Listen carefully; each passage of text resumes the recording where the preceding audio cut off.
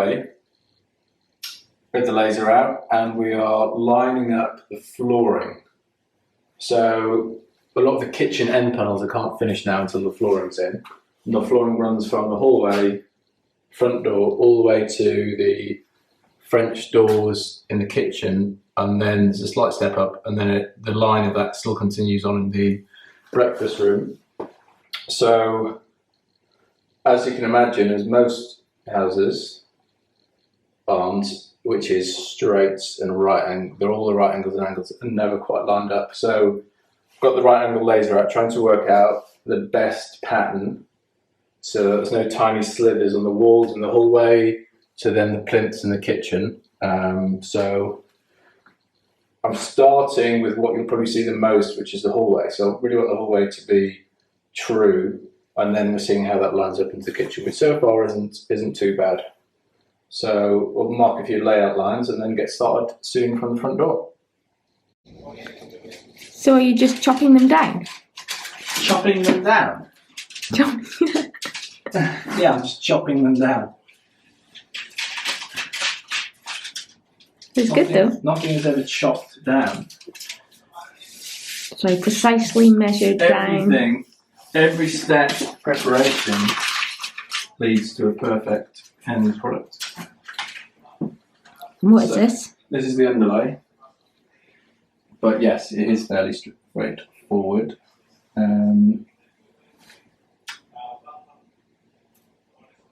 Just a little perimeter grat, stagger the joins, tape the joints, and that's it. What are you taping the joints with? Just some aluminium foil tape. And what's the underlay? Just a foam XPS underlay, it's called. What's happened?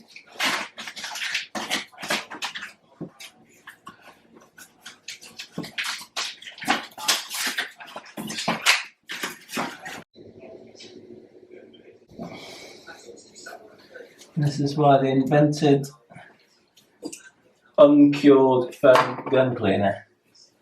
Else that would have, I think you would have seen, but that would have stuck to the bottom of the door. So what happened there, Andrew? I chucked a piece of foam behind me and it smudged into the foam that was curing. So I just need to touch that up. So as you can see here, it's really starting to take shape. All the different boards are different colours and shapes. We thought quite carefully about how we put them up, but that also does give me the opportunity to change my mind when they go down. So for about the 5,000 change requests of this project, as you can see here, we are now pulling up the boards back up again and relaying some at the front door, so it just looks a little bit more harmonious and exactly how we want it. So here I'm just using the multi-tool to undercut the door frame so the flooring can slip underneath.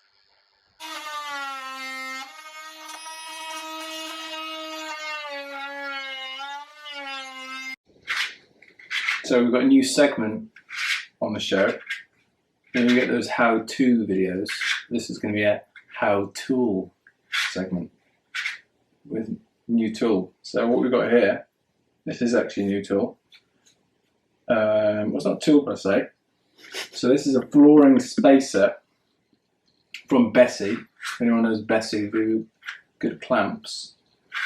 And this, instead of putting wedges down, which don't always work, because if you've got hollows or if you've got plasterboard and there's a gap, these never quite work. So this, what it is basically an adjustable spacer.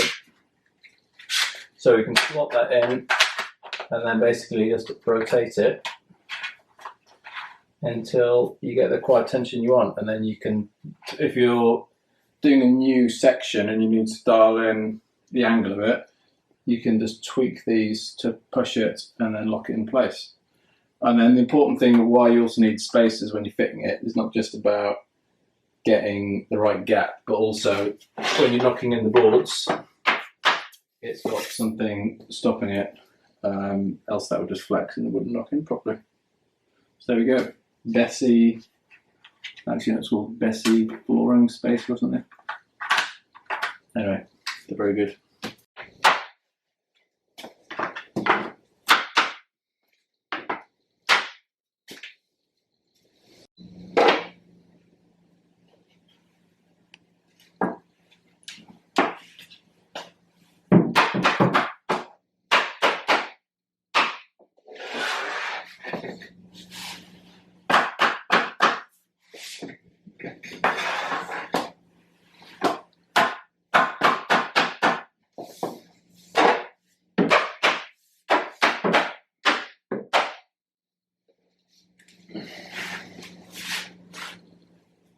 That's the flooring finished for this level.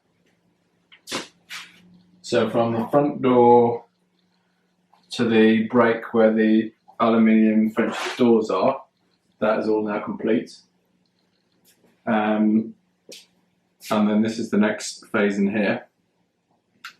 Slightly higher floor level, not that that matters, but we're obviously going to carry along the same line, so visually it looks all in line.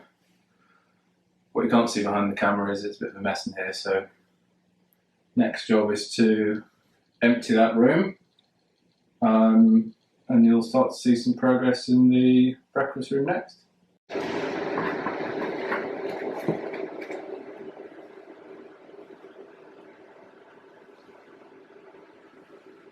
Meetings.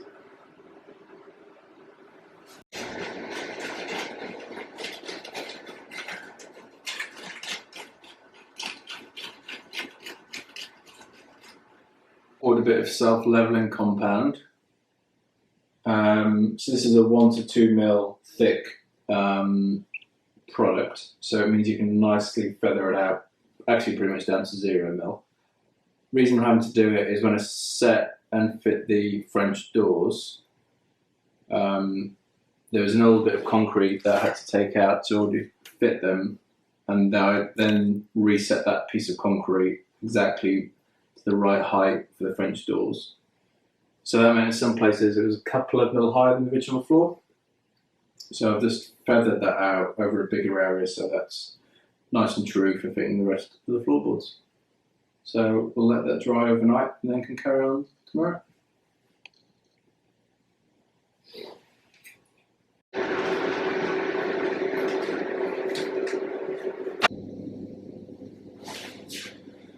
So floor progress is looking good.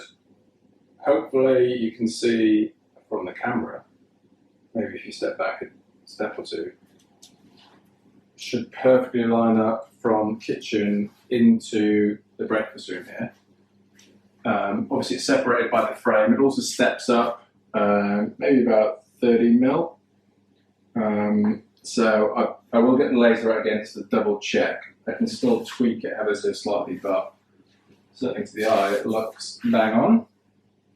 So only probably 1, 2, 3 or 4 rows left now. And then that's most of the flooring complete. That means I can get working on end panels.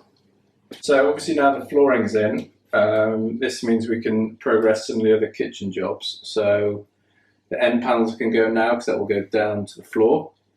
So both of these can go in and then the plinths can go in. So hopefully get that done in the next couple of days. Probably won't do the skirting yet because we need to paint the hallway as that skirting flows through. But certainly here the skirting can go in. And then really not much left to do in the kitchen. Still got the boxing in to do down below the boiler, but very much nearing the end. So I've just set the laser up again for the final time. So I've got it in line with the kitchen.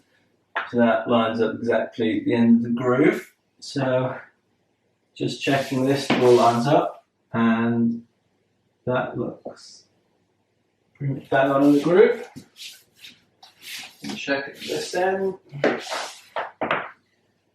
and bang on in the groove. So that all nicely lines up. Thank you. So for this final board here, rip this down with the jigsaw, because obviously it's not full board width. So very quickly, just take a measurement from here, minus the 10mm expansion, 2 lines, and then take that outside and cut it down with jigsaw. So we're at the final row, and in the final rows, you can't really use, this is how you normally knock the flooring in. That's obviously possible here. So this is where the flooring bar comes in, which has got a hook on it. It hooks over the back, and then you can reverse hammer this way to get it nice and tight. So just marking for the next board. So when I mark it, I normally just reverse the way I'm doing, and then line it up with the required expansion gap. Make a mark, and then I'll go cut that. Then obviously once it's cut, it flips this way because the connection's ended there. So I'm just going to go take this to the workshop. So we are tantalisingly close to finishing the floor. Pretty much 1.5 boards or rows left to go. So that won't take too long, but we're running very short on planks, so just deciding how best to use them. Possibly we may go get another box, because it's all got bits to do in the washing machine area, but I'm not sure if we're happy with this board here, so surprise, surprise, that one might come up again. And then probably more in the next video, starting to fit the 2 units in here. So look out for that next week.